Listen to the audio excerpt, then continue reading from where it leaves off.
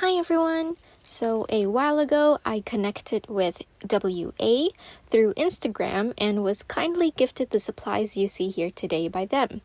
Thank you so much, W.A! If you don't know already, W.A has an art channel here on YouTube as well.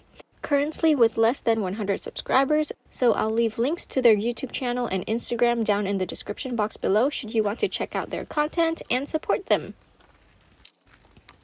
As you may have already gathered from the title of this video, these are Nicholson's Peerless transparent watercolors.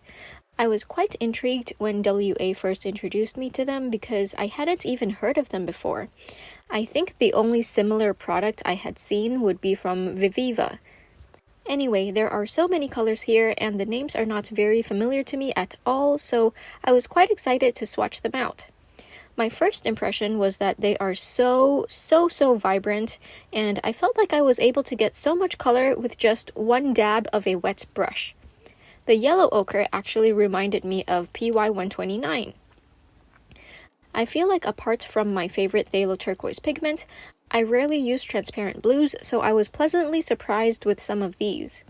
My favorite blue is Butterfly Wing Blue, and of course, my favorite red is the pinkish one called Jacqueminot Red.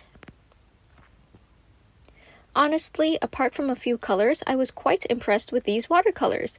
They re-wet like a dream, so easy, so effortless. I don't need to do any scrubbing action or pre-wetting the colors. They're also really light and portable. I think I might try putting together a travel kit with these to encourage myself to paint more often. I've been quite busy lately, so I haven't been able to paint properly with these yet, but I'm looking forward to trying them out some more in mixes and to see how well they've performed during actual painting. But so far so good! A big thank you again to W.A for introducing these to me. Don't forget to check out their channel, I'll put links down below.